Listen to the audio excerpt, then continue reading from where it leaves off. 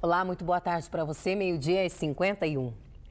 A Polícia Civil de Pindamonhangaba vai concluir em 30 dias o inquérito sobre as causas do acidente com um bondinho de Campos do Jordão no fim do ano passado.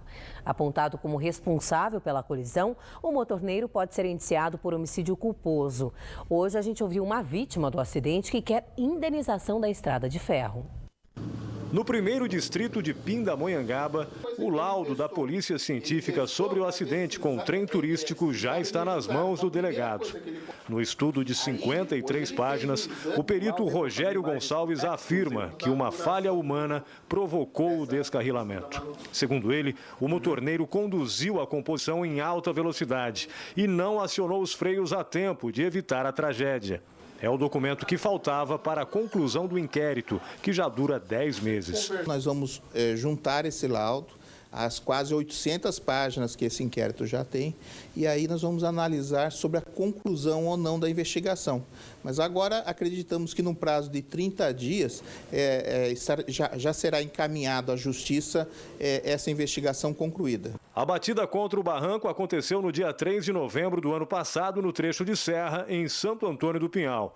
Com o impacto, todos os bancos se soltaram, fato que, segundo o laudo, aumentou a gravidade do acidente. 3 pessoas morreram e 41 ficaram feridas. O delegado não descarta indiciar o motorneiro por homicídio culposo, quando não há intenção de matar. Ele teria desligado o sinal de alerta para excesso de velocidade. Vamos analisar esse documento, é um documento extenso, tem 53 páginas esse laudo, e aí ver a questão da responsabilidade, a indicação de responsabilidade criminal. E aí pode ser que venha a indiciamento desse motorneiro.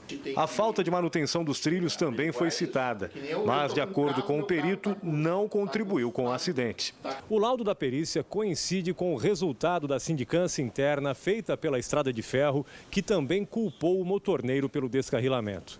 Na época do acidente, em depoimento aqui na delegacia de Pindamonhangaba, ele disse que tentou parar o trem, mas houve uma perda de tração e os freios de emergência não funcionaram. A Estrada de Ferro Campos do Jordão não comentou o trabalho da Polícia Científica, apenas informou em nota que já investiu nos últimos 2 anos 14 milhões de reais em melhorias e que também já reforçou a segurança dos assentos, que agora são fixados diretamente no chassi da automotriz. Em maio, a viagem foi liberada apenas até Santo Antônio do Pinhal. Já o trecho onde aconteceu o acidente entre a estação de Santo Antônio e Pindamonhangaba continua interditado. Enquanto a investigação está perto do fim, o sofrimento das vítimas continua longe de acabar. Lilian traz no rosto e nos braços as marcas do acidente. Foram 3 cirurgias e outra ainda deverá ser feita. A jovem reclama da falta de assistência da Estrada de Ferro. Está sendo terrível, muita dor que eu senti, problemas psicológicos. Antes eu não tinha problema para dormir, hoje eu tenho esses problemas. Tanto assim, o principal para mim foi a dor, que é o que eu tenho até hoje. Eu ainda tomo remédio, faço acompanhamento com os meus médicos, com o psicólogo.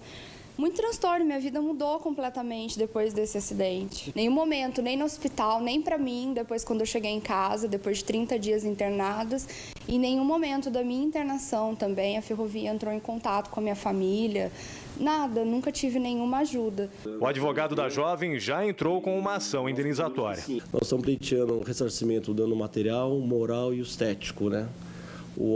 Já foi destruída uma ação, os autos estão bem carregados com foto, com toda a cronologia dos fatos, e para nós a fundamentação principal é o dano estético e o dano moral, realmente.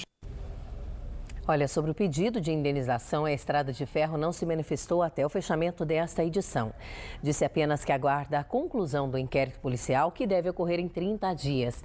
E que, em sindicância interna, também foi apurado que o motorneiro agiu com imprudência no trecho de descida da serra. A cidade de São Luís do Paraitinga segue sem prefeito.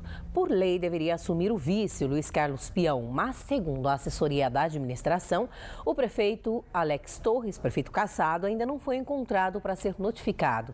Torres é acusado de improbidade administrativa.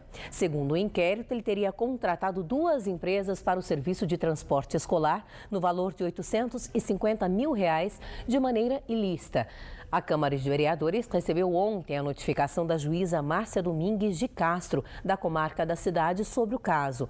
A presidência deverá realizar uma posse no vice na próxima semana. O processo de 4.700 páginas de documentos foi estudado pela Promotoria Pública da cidade, que apontou irregularidades na contratação das empresas responsáveis pelo transporte escolar do município, a Locadora Real do Vale e a Aviação Expresso Fênix. Segundo o promotor, o ato de improbidade administrativa está no fato do prefeito ter contratado essas 2 empresas sem ter aberto uma licitação, fabricando uma situação de emergência. Nós percebemos ao longo de 6 meses de investigação que essa primeira empresa, a Locadora Real do Vale Limitada, ela foi constituída no final do ano passado, de 2012, na cidade de Cunha, para a prestação do serviço de transporte escolar no município de São Luís do Paraitinga a partir de fevereiro. Portanto, ela foi constituída no final do ano, para que um pouco mais de um mês prestasse o serviço no município de São Luís. O promotor descobriu ainda nas investigações que o sócio majoritário da empresa de ônibus Viação Expresso Fênix é o deputado estadual Edmir Chedid, que trabalhou na campanha do prefeito Alex Torres. Ainda de acordo com a promotoria, o prefeito teria sido o assessor do deputado. Alex Eusébio Torres foi assessor deste parlamentar de 2003 até o ano de 2012. O parlamentar foi visto aqui no município em diversas ocasiões, dentre as quais um comício ocorrido no distrito de Catuçaba, no final de setembro, pouco antes das eleições. Isso há fotografias. Ele se identifica publicamente, em redes sociais e também em outras matérias jornalísticas como assessor desse deputado. Então, o que nós observamos é que houve grave violação dos princípios da moralidade e impessoalidade na contratação dessa empresa. Os contratos com as empresas de ônibus estão avaliados em aproximadamente R$ 850 mil. O valor pago à empresa Real do Vale foi de R$ 147 mil por 90 dias de serviços prestados. Já a empresa Fênix, do deputado Edmir Chedid, foi de R$ 698 mil. A Justiça acatou o pedido da promotoria e afastou Alex Torres do cargo. Quem assume a administração de São Luís do Paraitinga é o vice Luiz Carlos Peão. Se ao final do processo o prefeito for condenado, perderá o mandato, os direitos políticos por 8 anos e ainda terá que pagar uma multa para ressarcir o prejuízo causado à cidade. As supostas irregularidades também são investigadas pela Câmara de Vereadores de São Luís do Paraitinga, que abriu uma comissão especial de inquérito. Tem um parecer jurídico, 2 procuradores da Prefeitura dizendo o seguinte: senhor prefeito, não contrata a empresa Real do Vale porque ela é inidônea, ela não pode ser contratada para servir o poder público. O que o senhor prefeito fez? Mesmo com o parecer jurídico, assinou de próprio punho, dizendo o seguinte: pague-se a empresa, prepare-se o empenho, assuma total responsabilidade. Esse foi o despacho do excelentíssimo senhor prefeito.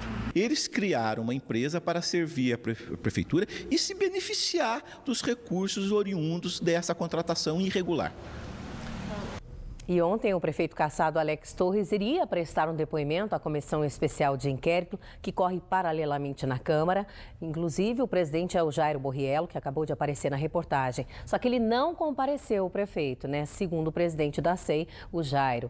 Ele mandou um documento por meio do advogado dizendo que não iria comparecer à comissão, pois poderia prejudicá-lo na defesa.